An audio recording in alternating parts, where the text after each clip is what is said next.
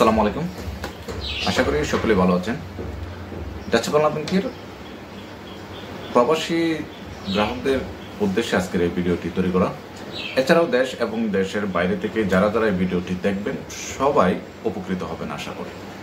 আমাকে অনেকেই নাম্বারে ফোন দেন যে প্রবাস থেকে লোন নেওয়া যায় কিনা, বা অনেকের মোবাইলে ওটিপি আসে না, তাছাড়া নাম্বার চেঞ্জ করতে যে অনেক সমস্যায় পড়েন, অ্যাপস আনস্টল করে ফেলেছেন, নতুন করে অ্যাপস ইনস্টল করতে যে প্রবলেম ফেস করছেন। এছাড়াও রেমিটেন্স, ডাচ বাংলা ব্যাংকের মাধ্যমে রেমিটেন্স পাঠাতে অনেক সময় যে ভুলগুলা করে থাকেন, সংশোধনের প্রয়োজন পড়ে, সেই বিষয়গুলো জানার জন্য আমাকে পার্সোনালি ফোন দেন। আপনারা জানেন ডাচ বাংলা ব্যাংকের প্রতিনিধি দেশের বাহিরে ছিল, সৌদি আরবে ডাচ বাংলা ব্যাংকের প্রতিনিধি ছিল, কিন্তু এই মুহূর্তে সৌদি আরবে ডাচ বাংলা ব্যাংকের আমরা যারা প্রতিনিধি ছিলাম তারা এই মুহূর্তে সৌদি আরবে অবস্থান করছেন। আমরা বাংলাদেশে অফিস করছি আমাদের ব্রাঞ্চে। তো যারা যারা এখন সৌদি আরব থেকে বা অন্যান্য দেশ থেকে যারা অ্যাকাউন্ট খুলেছিলেন বা রেমিটেন্স পাঠাচ্ছেন বা অনেকের লোনের প্রয়োজন হয়, সেই বিষয়গুলো জানার জন্য আমাকে ফোন দেন। কারণ জানেন আমার ফোন নাম্বারটি আমার এই চ্যানেলে কিন্তু দেওয়া আছে। তো তার আগে সবার আগে সবাইকে বলবো, ডাচ বাংলা ব্যাংকের যে আমাদের হেল্পলাইন রয়েছে দেশ এবং দেশের বাইরে থেকে, কিন্তু হেল্পলাইনে সরাসরি আমাদের ডাচ বাংলা ব্যাংকের গ্রাহকদের সাথে প্রতিনিধির সাথে, কল সেন্টারের প্রতিনিধির সাথে কিন্তু আপনারা এখন কথা বলে আপনাদের প্রবলেমগুলো কিন্তু সেখানে ক্লেম আকারে দিতে পারেন। সেখান থেকে আপনাদের সমস্যার সমাধানগুলো হয়ে যাবে ইনশাল্লাহ। এছাড়া সৌদি আরব থেকে যারা যারা আমার কাছে এসে, আমি যখন সৌদি আরবে ছিলাম, সৌদি আরবে এসে যারা যারা অ্যাকাউন্ট খুলেছিলেন বা ডিপিএস করেছিলেন বা সেই সংক্রান্ত কোনো তথ্য বা যে কোনো তথ্য আপডেট সব কিছুই কিন্তু আমাদের হেল্পলাইনে কল দিয়ে আপনারা কিন্তু জানতে পারবেন।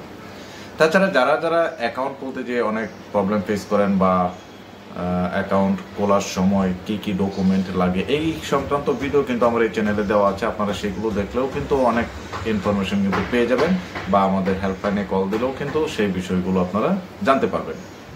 তো আমি আজকে স্পেসিফিক কয়েকটা ইস্যু নিয়ে আপনাদের সাথে কথা বলবো। সেই বিষয় বা ইস্যুগুলো কি, প্রথমে আমি যে প্রবলেমটা আমাদের ডাচ বাংলা ব্যাংকের গ্রাহকরা বা প্রবাস থেকে ফেস করে, সেটা হলো ডাচ বাংলা ব্যাংকের যারা যারা নেক্সাস পের মাধ্যমে প্রবাস থেকে অ্যাকাউন্ট খুলেছেন, অ্যাকাউন্ট খোলার সময় যে লেনদেন করতে যাওয়ার সময় অনেক সময় ওটিপি পান না। এই ওটিপি প্রবলেমটা আসলে কেন হয়, কি জন্য হচ্ছে, সেই বিষয়টা আসলে অনেকেই জানে না। কিন্তু সেই বিষয়টারও কিন্তু ক্লিয়ারিফাই মেসেজ আমার এই চ্যানেলে ভিডিও দেওয়া আছে, যে কেন আপনারা ওটিপি পান না, বা ওটিপি যদি না পান করণীয় কি, সেই বিষয়গুলো নিয়ে কিন্তু বলা আছে সুনির্দিষ্টভাবে। আমি আবার সেই বিষয়গুলো আপনাকে বলছি। আজকের ভিডিওটি একটু বড় হতে পারে, কিন্তু অনেকগুলো প্রবাস থেকে যারা ডাচ বাংলা ব্যাংকের নেক্সাস পের মাধ্যমে অ্যাকাউন্ট চালাচ্ছেন বা আরও অন্যান্য যে বিভিন্ন ইস্যু রয়েছে, সেই ইস্যুগুলো নিয়ে কিন্তু আজকে ভিডিওর ভিতরে অনেক ইনফরমেশন তথ্য থাকবে, যেগুলো আপনাদের অনেক উপকারে আসবে। তো ওটিপির যে বিষয়টা বলছিলাম, আপনারা জানেন প্রবাস থেকে যারা নেক্সাস পের মাধ্যমে ওটিপি মাধ্যমে লেনদেন করে থাকে, তাদের জন্য কিন্তু প্রবাসীদের জন্য শুধু 5টা ওটিপি একদিনে বরাদ্দ থাকে। তো 5টা ওটিপির বেশি যদি আপনারা অনেক সময় মনে করেন যে একবার ট্রাই করেছেন ওটিপি পেলেন না, দ্বিতীয়বার আবার ট্রাই করলেন, আবার ওটিপি পেলেন না, এইভাবে ট্রাই করতে করতে 5 বার, 10 বার, 15 বার, 20 বার, 30 বারও অনেকেই ট্রাই করে ওটিপির জন্য। আপনাদের বলা আছে যে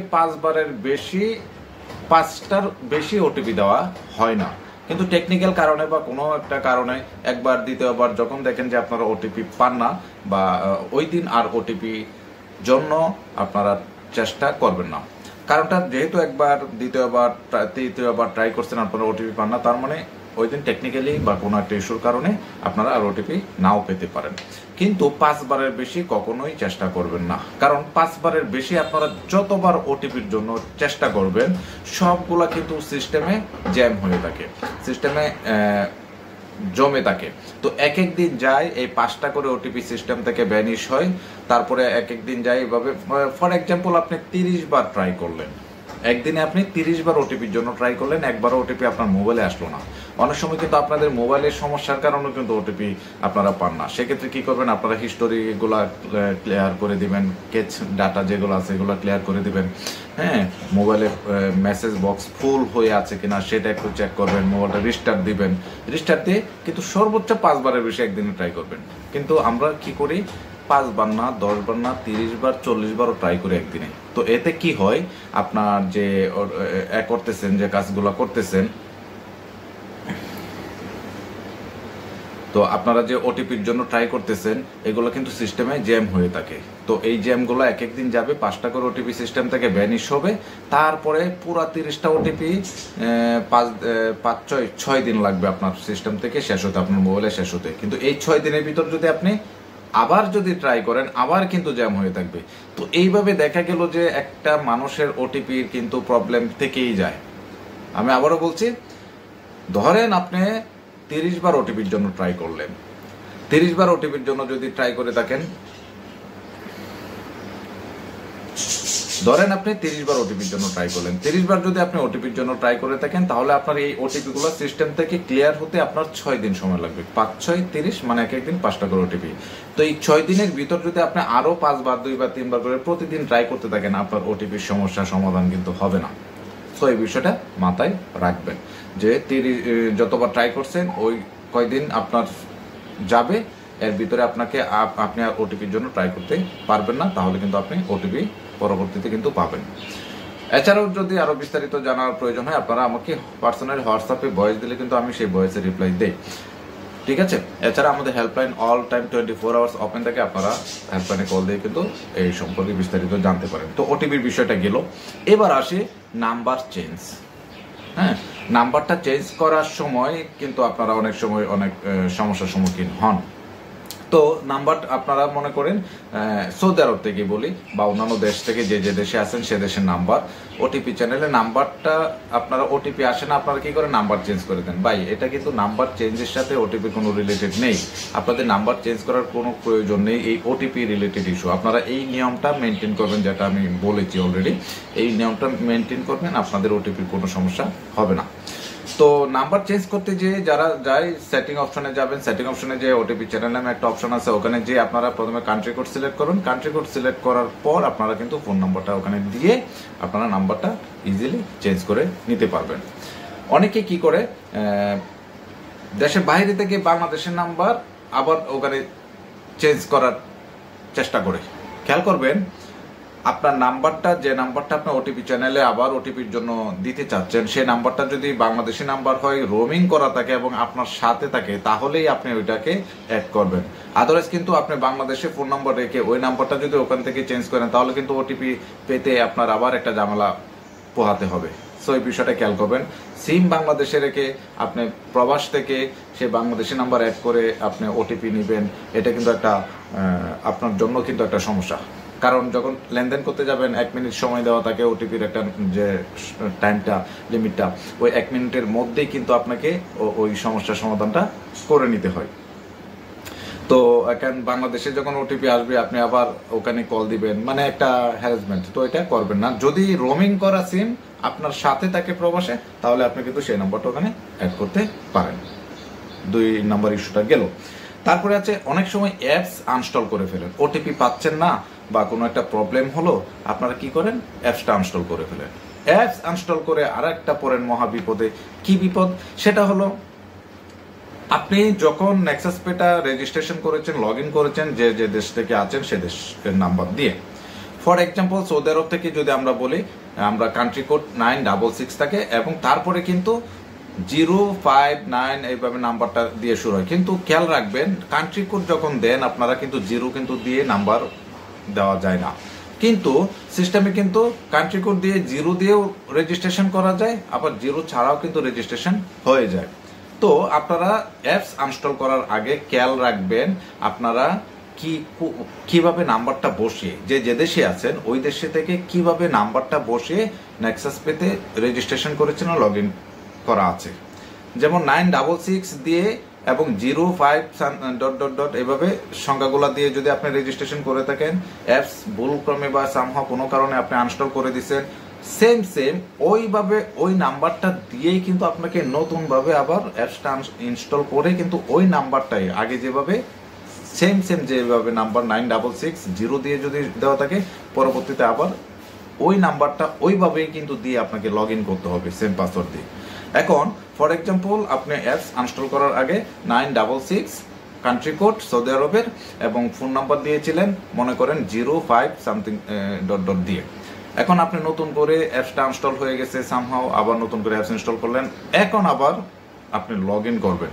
আপনার খেয়াল করবেন আপনার কিন্তু নেক্সাস পে অলরেডি আছে, অ্যাকাউন্ট আছে, সব কিছুই আছে, কিন্তু আপনারা আবার অ্যাপসটা ইনস্টল করে কিন্তু লগ ইন অপশনে যাবেন।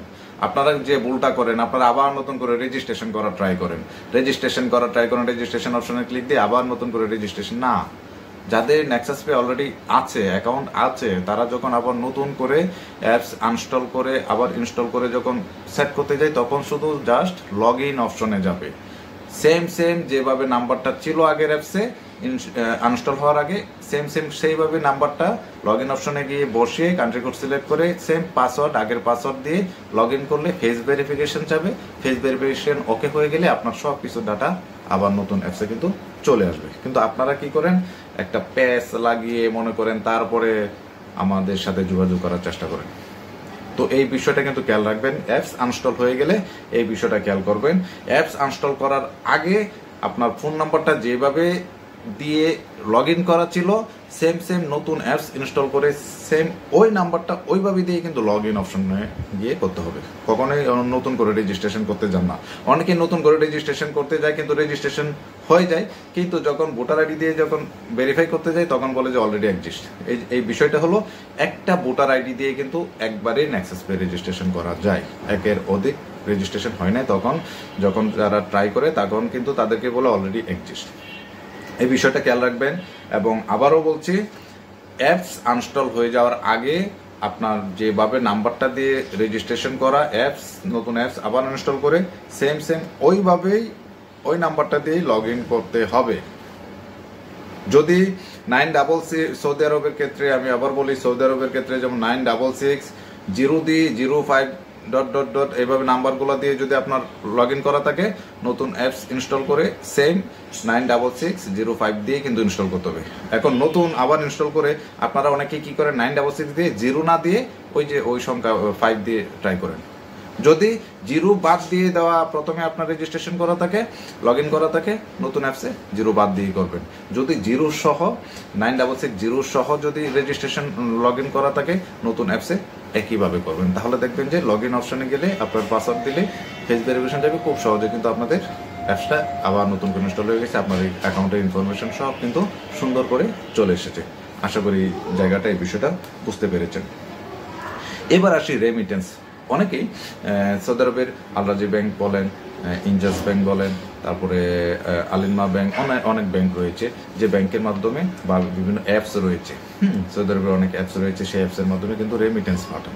তো রেমিটেন্স পাঠালে অবশ্যই ডাচ বাংলা ব্যাংকের অ্যাকাউন্টে সুন্দর করে আপনারা কিন্তু ওই বেনিফিশিয়ারি অ্যাডের সময় কিন্তু বসাবেন। ব্রাঞ্চ নেম অবশ্যই সুন্দর করে দিবেন, ডিস্ট্রিক্ট নেম দিবেন, দিলে আপনাদের রেমিটেন্স কিন্তু সুন্দরভাবে চলে আসবে। যদি সামহাও কোনো কারণে রেমিটেন্স কোনো একটা ইস্যুর কারণে না ঢুকে, তাহলে যে অ্যাপসের মাধ্যমে পাঠিয়েছেন বা যে এক্সচেঞ্জের মাধ্যমে পাঠিয়েছেন সেই এক্সচেঞ্জে কমপ্লেন দিবেন। কমপ্লেন দিলে আপনাদের কি সমস্যা সেটা কিন্তু তারা বলে দিবে। তখন যদি ব্রাঞ্চ ইস্যু থাকে বা কোনো একটা ইস্যু থাকে, সেগুলো কারেকশন করে সংশোধন করে দিলে কিন্তু আবার টাকা চলে আসবে। তো এই বিষয়টা, এছাড়া যদি আপনাদের প্রবলেম ব্রাঞ্চে থেকে পাঠিয়েছেন আল রাজি ব্যাংক বা ইনজাস ব্যাংক থেকে, যখন আপনারা রেমিটেন্স পাঠানোর পর আপনাদের টাকাটা ঢুকলো না, তো ব্রাঞ্চ থেকে অনেকেই বলে যে ডাচ বাংলা ব্যাংকের কারোর সাথে যোগাযোগ করেন যে কি সমস্যা, তখন আমাদেরকে নক দিলে আমরা কিন্তু চেক করে দেখি আসলে একজাক্টলি কি সমস্যাটা, ওটা সিস্টেমে যখন দেখি আমরা এই সমস্যা, তখন আমরা কিন্তু বলে দিই যে ভাই এই সমস্যা, এটাকে ওখানে ব্রাঞ্চে গিয়ে এইভাবে ব্রাঞ্চ নেম সংশোধন করে দিতে বলেন, তাহলে টাকা ঢুকে যাবে। তো এই বিষয়গুলো কিন্তু ভেরি সিম্পল, কিন্তু আপনারা না বোঝার কারণে কিন্তু আপনাদের কাছে অনেক কঠিন হয়ে যায়। আরেকটা বিষয়, আমাকে যেটার জন্য ফোন দেন, যেহেতু ডাচ বাংলা ব্যাংকের প্রতিনিধি হিসেবে সৌদি আরবে ছিলাম দীর্ঘদিন, তো তারা অনেকেই সৌদি আরবের যারা প্রতিনিধি আছে বা অন্যান্য দেশের যে প্রতিনিধি আছে, তারা লোনের জন্য ফোন দেন। যে ভাই আমি একটা লোন নেব বা লোন নিতে চাই, আমি কি দেশের বাইরে আছি, প্রবাস থেকে লোন নিতে পারবো কি না। দেখেন, লোনের ক্ষেত্রে কিন্তু আপনাদের একটা ক্রাইটেরিয়া আছে, বা আপনাদের বাংলাদেশ থেকে যদি কোনো ব্যক্তি, অনেকেই এরকমও কথা বলে যে ভাই আমাকে বাংলাদেশ থেকে একজনে বলছে যে আমাকে লোন করিয়ে দিবে, আমাকে কিছু ডকুমেন্ট দিতে বলছে, টাকা পাঠাইতে বলছে, ইত্যাদি ইত্যাদি, অনেক কিছু টাকাও দিয়েছি, এরকম হয়। কিন্তু আপনারা দেখেন, দেশের বাহিরে আপনি ওখানে বসে থেকে বাংলাদেশ থেকে আপনাকে কেউ অ্যাকাউন্ট করে দিতে পারবে না।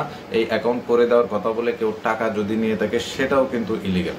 তো আপনারা দেশের বাইরে থেকে কিন্তু ডাচ বাংলা ব্যাংকের আমাদের অ্যাপস আছে, সেই অ্যাপসের মাধ্যমে নিজে নিজেই অ্যাকাউন্ট খুলতে পারবেন। আর লোন কিন্তু আপনারা প্রবাস থেকে লোন কিন্তু নিতে পারবেন না বা উঠাতে পারবেন না, কারণ আপনার নামে কখনোই লোন প্রবাস থেকে নিতে পারবেন না, কারণ আপনার সাইন রয়েছে, আপনার ফিঙ্গার রয়েছে, হ্যাঁ, অনেক ইস্যু রয়েছে, যে ইস্যুগুলো আপনি প্রবাস থেকে দিতেও পারবেন না, আপনার নামে লোনও ইস্যু হবে না। তবে যেটা সিস্টেম আছে সেটা হলো, আপনি যদি বৈধভাবে আপনার পরিবারের বাবা বা আপনার ওয়াইফের নামে বা আপনার মায়ের নামে আপনার ইকামা দিয়ে আপনি বৈধভাবে যদি প্রতিনিয়তই বাংলাদেশে আপনার পরিবারের কারো কাছে প্রতিনিয়তই টাকা পাঠান, হ্যাঁ, রেমিটেন্স পাঠান, 1 লাখ করে, 2 লাখ করে বা 50,000 করে প্রতিনিয়তই 1 বছর বা 2 বছর বা 6 মাস টানা আপনার ইকামা দিয়ে প্রতি মাসেই রেমিটেন্স পাঠাচ্ছেন বৈধভাবে, সেই ক্ষেত্রে আপনি যার নামে রেমিটেন্সটা পাঠাচ্ছেন রেগুলার কিন্তু কোনো মাস গ্যাপ হলে কিন্তু হবে না, ব্যাংক অ্যাকাউন্টে পাঠাতে হবে অবশ্যই। আপনি আপনার কারো পরিবারের নামে যদি রেগুলার ব্যাংক অ্যাকাউন্টে টাকা পাঠান, তাহলে ওই ব্যক্তি যার নামে টাকা পাঠিয়েছেন ওনাকে আমাদের ডাচ বাংলা ব্যাংকের যে শাখা আছে, শাখাতে যে কথা বলতে বলবেন যে আমার ওয়াইফ থাকে, আমার হাজব্যান্ড থাকে বা আমার ভাই দেশের বাইরে থাকে, তো আমার নামে ব্যাংক অ্যাকাউন্টে প্রতিনিয়তই টাকা পাঠাচ্ছে, এখন আমি একটা লোন নিতে চাই, এখন এটা কি প্রসিডিওর, কি সিস্টেম, এটা আমি জানতে এসেছি। তখন ব্রাঞ্চ থেকে কিন্তু সুন্দর করে আপনাদেরকে বলে দিবে যে এই প্রসিডিওর এই করতে হবে, ঠিক আছে। তো এই বিষয়টা কিন্তু মনে রাখবেন। আর কখনোই কাউকে আপনাকে লোন করে দিবে আপনার নামে, প্রবাসে আছেন আপনি, হ্যাঁ, এরকম কোনো কথা কারো বিশ্বাস না করার জন্য অনুরোধ করব। তো লোন সিস্টেমটা হলো, আপনি আপনার ইকামা দিয়ে বৈধভাবে আপনার পরিবারের কারো নামে যদি রেমিটেন্স রেগুলারলি পাঠান, যার নামে পাঠাচ্ছেন সে কিন্তু লোনের জন্য অ্যাপ্লাই করতে পারবে, ঠিক আছে। তো সেটারও জন্য কিন্তু কিছু ক্রাইটেরিয়া আছে, নিয়ম আছে, ব্যাংকিং রুলস আছে, ঠিক আছে। তো উনি ডাচ বাংলা ব্যাংকের আমাদের নিকটস্থ একটা শাখায় গিয়ে কিন্তু বিস্তারিত কিন্তু জানতে পারবে যে তার নামে লোন ইস্যু হবে কেন। কিন্তু আপনি প্রবাসে আছেন, আপনার নামে প্রবাস থেকে আপনি লোনের জন্য প্রবাসে বসে থেকে কিন্তু এটা অ্যাপ্লাই করতে পারবেন না। আশা করি এই বিষয়টা বুঝতে পেরেছেন। তো আজকের ভিডিওটি আশা করি সবার জন্য অনেক উপকৃত হয়েছে। এছাড়াও যাদের যে প্রবলেম থাকে বা সমস্যা থাকে, আপনারা কমেন্টসে কিন্তু জানাতে পারেন, আমি কিন্তু সেটা রিপ্লাই দেবো। আর সরাসরি যদি আমার সাথে কথা বলতে চান, স্ক্রিনে আমার নাম্বার দেওয়া থাকবে, সেই নাম্বারে কিন্তু আপনারা কথা বলতে পারবেন। কিন্তু অবশ্যই যেগুলো আমার পক্ষে ইনফরমেশন বা আপনাদেরকে হেল্প করা সম্ভব, সেগুলাই কিন্তু আমি আপনাদেরকে করে থাকবো। আর এর বাহিরে কিন্তু কোনো সহযোগিতা বলেন বা হেল্প বলেন, হ্যাঁ, আমার নীতির বাহিরে কিন্তু সেটা করা সম্ভব নয়। আর আমাদের হেল্পলাইন রয়েছে, আপনারা হেল্পলাইনের মাধ্যমে আপনাদের প্রয়োজনীয় তথ্য ইনফরমেশন কিন্তু দিয়ে হেল্পলাইন থেকে সার্বক্ষণিক সেবা বা সার্ভিস নিতে পারেন। ধন্যবাদ। এছাড়া যে ব্রাঞ্চে অ্যাকাউন্ট খুলেছেন আপনারা প্রবাসে, দেখবেন যে অনলাইনে কিন্তু সার্চ দিলে ওই শাখা, ফর এক্সাম্পল কেউ ব্রাহ্মণবাড়িয়া ব্রাঞ্চের একটা অ্যাকাউন্ট খুলেছেন প্রবাস থেকে, অ্যাকাউন্টটা চালাচ্ছেন, এখন হঠাৎ করে কোনো প্রবলেম হলো বা সমস্যা হলো, আপনারা গুগলে সার্চ দিবেন Brahmanbaria branch Dutch Bangla bank, গুগলে সার্চ দিলে দেখবেন ওই ব্রাঞ্চের ম্যানেজারের নাম্বার সহ, ম্যানেজারের মেইল নাম্বার সহ সব কিছু কিন্তু ইনফরমেশন চলে আসবে। আপনারা সরাসরি ওই ব্রাঞ্চের ম্যানেজারের সাথেও কিন্তু কথা বলে আপনাদের অনেক ইনফরমেশন কিন্তু আপনারা ম্যানেজারের সাথে কিন্তু নেগোসিয়েশন বা কথা বলে কিন্তু জানতে পারেন বা বুঝতে পারেন। এছাড়া হেল্পলাইন তো রয়েছে 24 আওয়ার্স, আপনারা সেই হেল্পলাইনে কথা বলে জানতে পারবেন। আর আমাকে যারা এখনো ফোন দেন, কারণ যেহেতু দেশের বাইরে দীর্ঘদিন ছিলাম, অনেক বাংলাদেশি প্রবাসী ভাইদের সাথে একটা কমিউনিকেশন হয়েছে, তো তারাও অনেক সময় সরাসরি আমাকে এখনো ফোন দেন বা আপনাদের সমস্যাটা জানতে চান যে এটা কেন হচ্ছে ইত্যাদি। তো আমি যতটুকু পারি আমি সবাইকে এখনো সার্ভিস দেওয়ার চেষ্টা করছি বাংলাদেশ থেকেই। তো যারা বিভিন্ন জায়গা থেকে যখন কোনো ইনফরমেশন বা কোনো সমাধান পাচ্ছে না, তখন আমাকে নক দিবেন। ইনশাল্লাহ আমি আমার পক্ষ থেকে সর্বোচ্চটুকু চেষ্টা করব আপনাদের সমস্যা যতটুকু সমাধান করা সম্ভব। ধন্যবাদ সবাইকে, ভালো থাকবেন, সুস্থ থাকবেন, আল্লাহ হাফেজ।